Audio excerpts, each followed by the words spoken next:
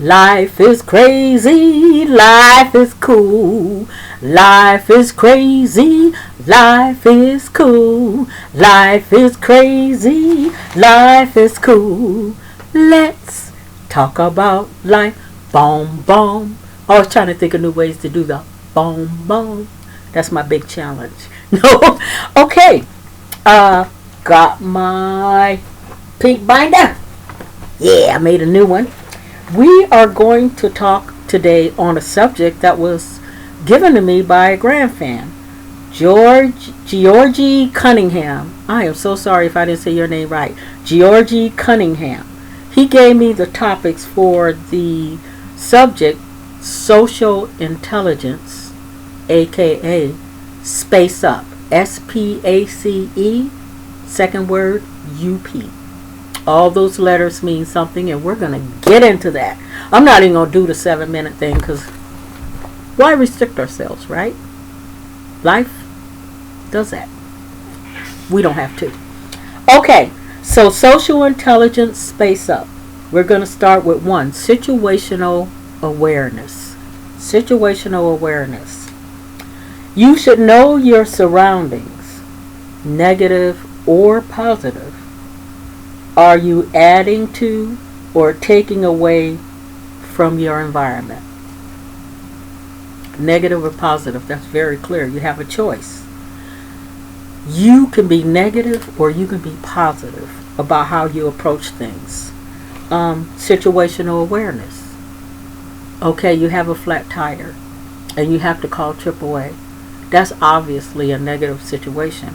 But when AAA comes, you meet a person that's like really cool, really nice. So cool and so nice that you guys exchange contact information. And you end up being really good friends. So that situation was turned into a positive thing. So don't have a meltdown when something happens. Just deal with it and realize that's just a situation. Have situational awareness on how you deal with it. It's a moment in time. So don't stress it, because life is full of moments, and one moment does not define your entire life. The next one is presence. I like this one.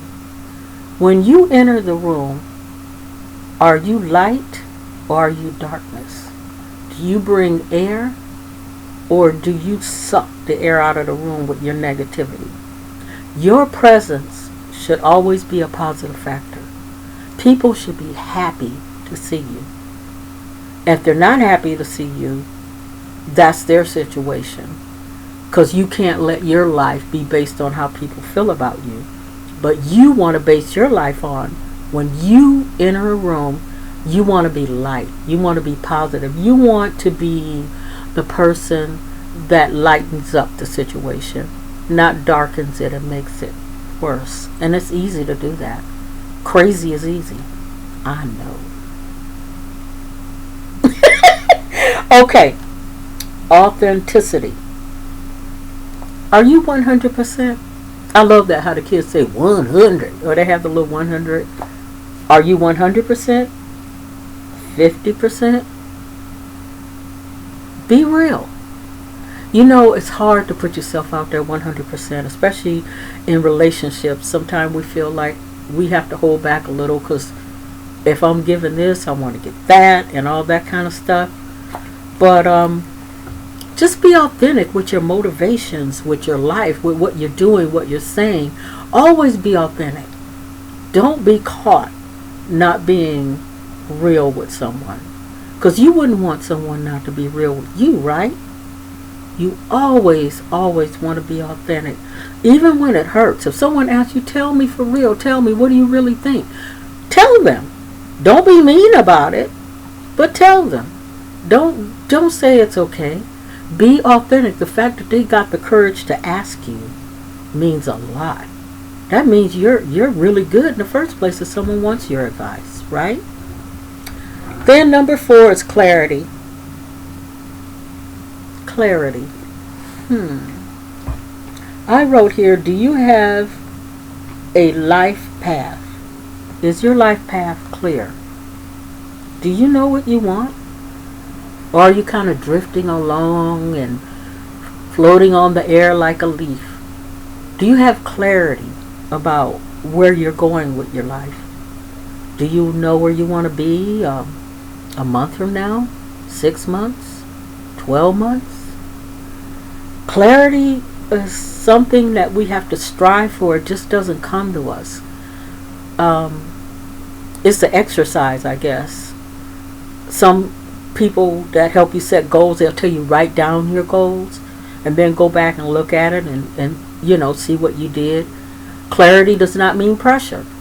It doesn't mean that you have to put pressure on yourself to do something by a certain amount of time. We all have deadlines. I guess one example would be a diet. Having clarity, if you're going on a diet, is saying, I want to lose weight, so I'm going to cut out sugar, I'm going to eat healthy, all that kind of stuff. That's clarity. That's kind of an example of clarity. So it's always good to be very clear about what it is that you want out of life and what you're going to do. Even if you're just planning on doing the laundry, it takes clarity. You got to have the detergent. You got to have the softener. You got to have this and that. So, in a way we practice clarity in everything we do. But if you're real focused and clear about what you want, it'll make things go so much easier. Number 5 is empathy. Do you understand the situation and feelings of others? Or is all about you? None of us live alone. We're in this world together. So, it's always good to have empathy. How do you feel when you see a homeless person? Do you think you should get a job? Or do you think, I wonder what kind of life hit he took to put him in that situation? There's the old saying that Christians have, but by the grace of God, there goes I. So basically, don't judge and look beyond the layers of what you see on the outside when it comes to a person and what they're going through. Because we never know what people are going through, right? Life is crazy. Number 6 is upward. That's the second word out of space up, you. What are your life goals? Are you looking up? Is there something that you want to do in your life and that you're actually putting things into motion to make it happen? I met a young man named Bennett, and he had life goals that were so impressive, only 20 years old, and he had life goals. I didn't really get my life goals until I was like 30-ish. I wasn't very clear about what I wanted until then. So if you have life goals when you're that young or even younger, because there are people even younger that are doing their thing, that means you're looking upward. And if you're looking up, that means you're not looking down. Okay? And one thing about being up is if you're up, and if you do reach down, you're looking down, of course, to reach down, you're pulling someone up. You don't want them pulling you down. So if you're on an upward path and somehow someone comes into your life that doesn't understand your goals, you might want to rethink that relationship. Because one thing about flying up, the air is thin up there. Everybody can't handle it. So stay upward. That's the way you want to do. And then the last one is patience. When you have patience, you have everything. Can you wait for something good? Do you have the ability to wait for something good, or do you want everything like right now? You don't want to wait. Sometimes waiting is worth it. Actually, most times. You can't bake a cake by putting in all the ingredients and then just eat it. You got to put it in the oven. You got to put the heat to it, and you got to watch it rise. Life is just basically the same. You got all these ingredients in your life that you're putting together. Life pressure will put the heat to it, but you going to go beyond that, and you going to rise up. And I bet you going to be tasty too. I'm just kidding.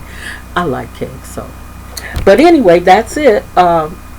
Social intelligence. If you apply these aspects, it's gonna be like beautiful. Space up. Okay. Number 1, situational awareness. Number 2, presence. Number 3, authenticity. Number 4, clarity. Number 5, empathy. Number 6, upward. And number 7, patience. Those are great qualities. And if you apply those qualities to your life and you stay focused on what your life goal is and you don't pay attention to toxic people or toxic situations, you'll be singing like me. Life is crazy, life is cool. Life is crazy, life is cool. Life is crazy, life is cool. Let's talk about life. Boom, boom. How you like that one? Thank you again, Giorgi Cunningham. He gave me the title, Social Intelligence, and the S.P.A.C.E, and I came up with the up, because that's me, I'm up. That's what you call a really good collaboration. Love that genius, Mr. Cunningham. Okay, you guys, until next time, take care. Bye.